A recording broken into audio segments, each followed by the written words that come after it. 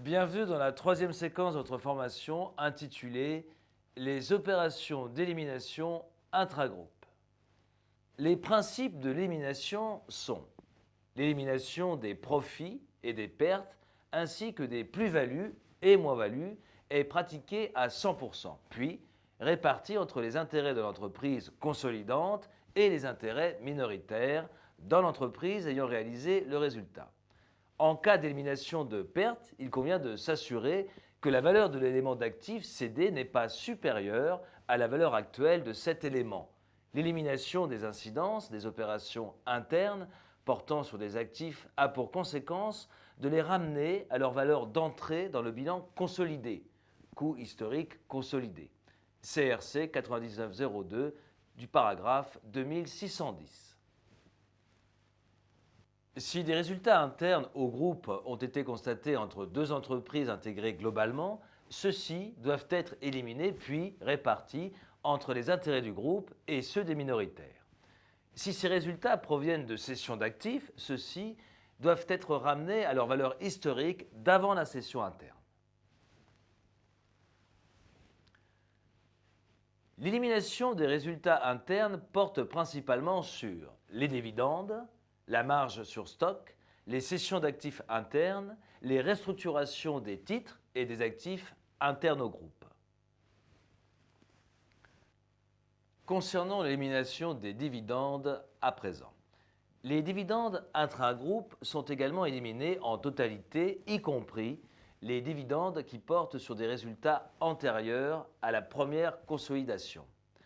CRC 9902 du paragraphe 2610. Par exemple, sur ce tableau, les dividendes reçus par la holding pour 90 000 €, filiale détenue à 100% ou 80%. L'élimination de dividendes provenant de l'étranger à présent. Exemple. La société F1 est détenue par H à 100% et verse 20 000 livres de dividendes avec une retenue à la source de 3%. Le cours moyen de conversion est de 1,05. H a constaté un encaissement de 20 000 €, soit 20 000 livres multiplié par 1,05 égale 21 000 €. Taxe à la source de 20 000 livres multiplié par 3% multiplié par 1,05, soit 630 €. Étudions à présent l'élimination de la marge sur stock. L'élimination des profits et des pertes ainsi que des plus-values et moins-values est pratiquée à 100%, puis répartie entre les intérêts minoritaires dans l'entreprise ayant réalisé le résultat. CRC 9902, paragraphe 2610. La démarche d'élimination est l'identification des stocks de marge, la détermination du taux de marge, le calcul de la marge de l'exercice et de l'exercice précédent, l'enregistrement des écritures d'élimination de la marge sur stock chez l'acheteur et chez le vendeur.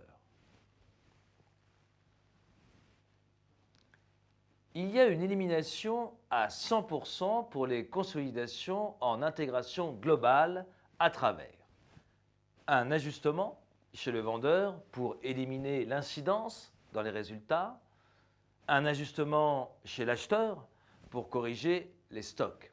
Par exemple, F est détenu par H à 80%. F vend des marchandises à H. Les stocks provenant de F chez H sont N, 127 000 et marge de 20%. N, moins 1, 97 500 et marge de 14%. Poursuivons notre exemple.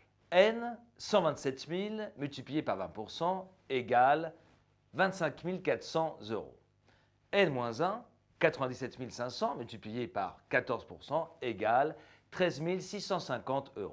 La variation est égale à 11 750 € chez F sur l'exercice, soit le flux. Chez H, cela implique une modification du montant des stocks. C'est sur cet exemple que s'achève votre séquence. Pour poursuivre votre formation, je vous invite à cliquer sur la flèche située à droite de l'écran.